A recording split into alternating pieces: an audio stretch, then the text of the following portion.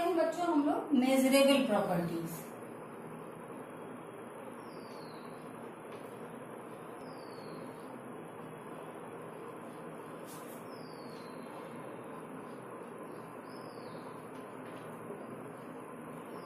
Gas को major करने के लिए कुछ प्रॉपर्टीज हैं जिनको बोलते हैं मेजरेबल प्रॉपर्टीज।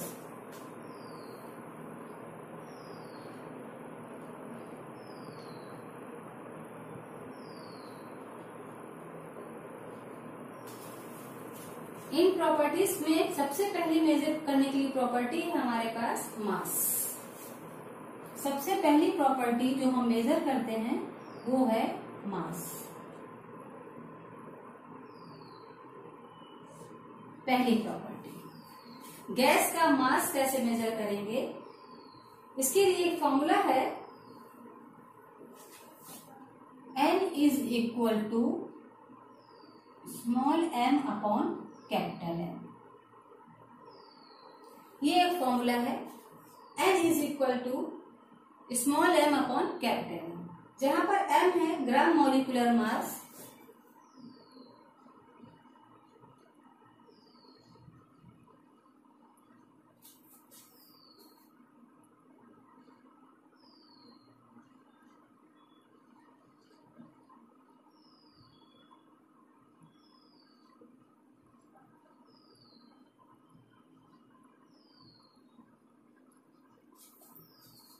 m है जो गिवन मास होगा, आपको जो मास दिया जाएगा, मतलब ग्राम में दिया जाएगा आपको जो मास जो गिवन होगा,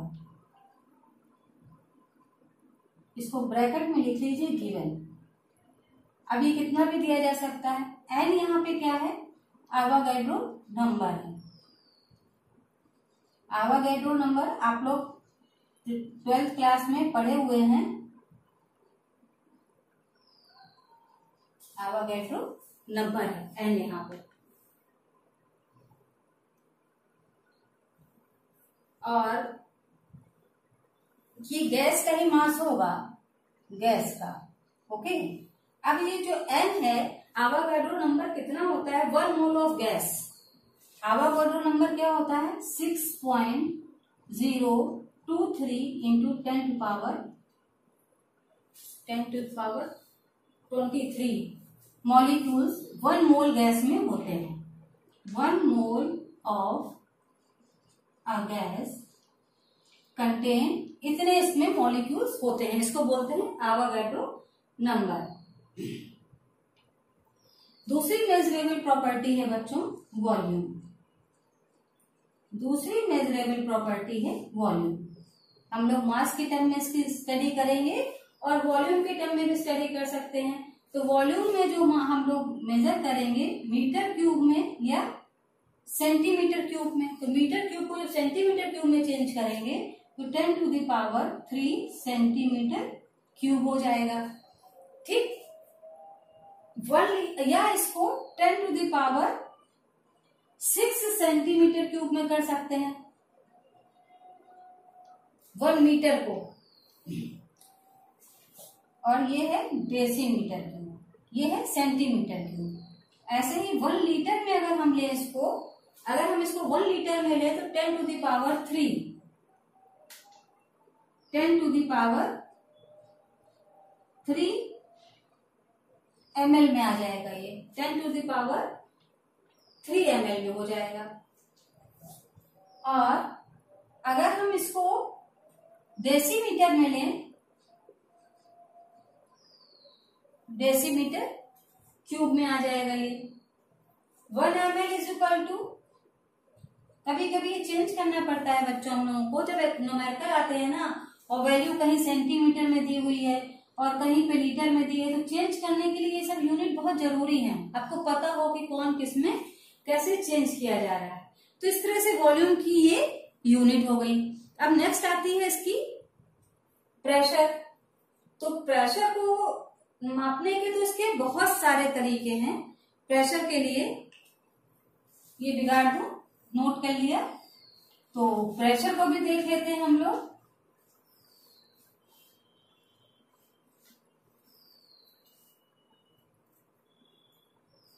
प्रेशर क्या है बच्चों, 180 प्रेशर आपका होता है मेजरेबल प्रॉपर्टी में, तीसरी है प्रेशर। प्रेशर में P is equal to F upon A, force upon area, है ना। फोर्स ये सब आप लोग फिजिक्स में पढ़ चुके हैं और इनकी यूनिट निकालना भी आप लोग सीख चुके हैं। जहाँ विमा और यूनिट निकालते थे ना, डायमेंशंस निकालते थे, वहां पर ये आपने सीखा हुआ है। और सारे ही बच्चों के पास फिजिक्स रहती है क्लास 12th में, तो कोई नई चीज नहीं बता रही हूं मैं। Mass into acceleration, mass into acceleration, तो ये जस्ट रिवीजन है, आपको सब आता ही है। एरिया है, एरिया अगर ऐसे नहीं लिख रहे हैं तो आप लेंथ वगैरह टर्म में लिख सकते हैं, नहीं सीधे सीधे ए लिख दीजिए।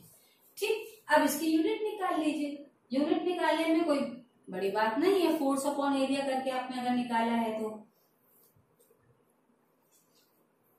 अब ये फोर्स अपॉन एरिया जो आपने लिखा है तो M इंटू जी, इसी की बात को तो लिख रहे हैं, M into G upon A.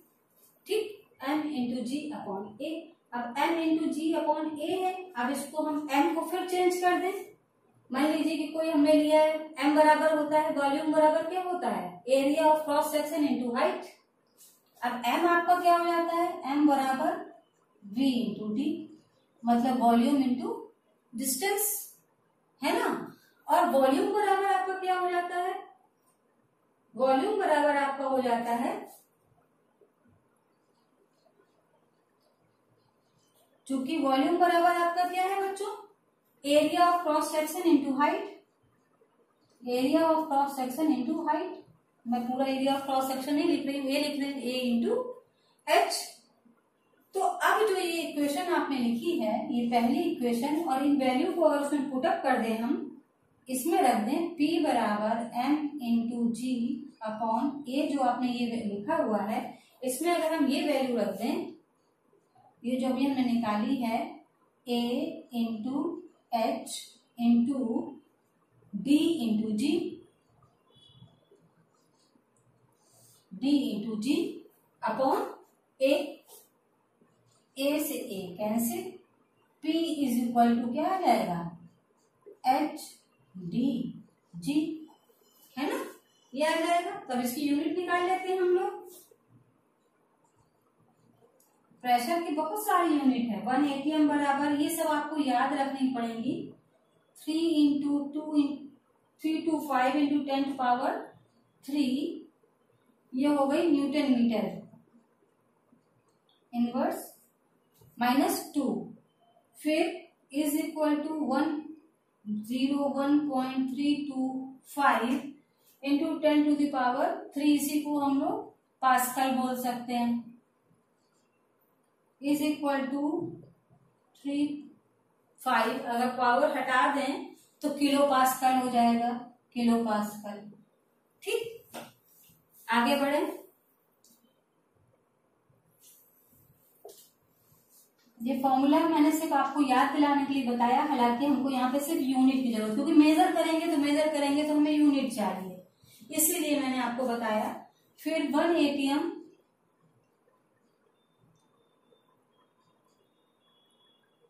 ATM is equal to 76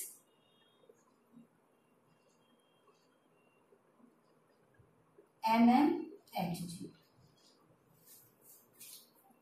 ठीक, 760 mmHg is equal to 76.0 centimetre Hg।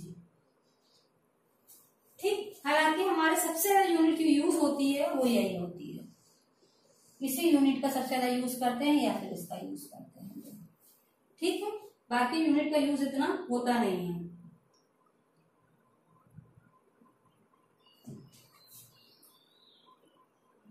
फिर है आपका 2 यूनिट है, 1 टॉर, टॉर में भी इसको नापा जाता है, TORR, torr is equal to 1 mmHg। ठीक, और 1 बार इज इक्वल टू ये होता है आपका 10⁵ पास्कल। क्लियर?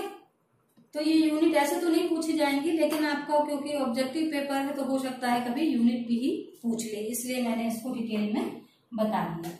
अब आता है लास्ट मेजरिंग यूनिट है इसकी, मेजरेबल प्रॉपर्टी जो लास्ट है इसकी वो है बच्चों टेम्परेचर। तो टेम्परेचर को तो हमें 2 में ही लेना है। लास्ट है इसकी टेम्परेचर।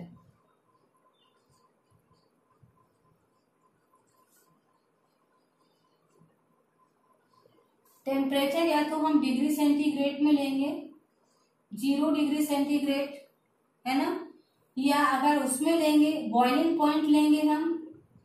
बॉइलिंग पॉइंट हमेशा वाटर से देखते हैं, तो वाटर का बॉइलिंग पॉइंट 100 डिग्री सेंटीग्रेड लेंगे, और वाटर का फ्रीजिंग पॉइंट ये हम ले रहे हैं वाटर का, और वाटर का फ्रीजिंग पॉइंट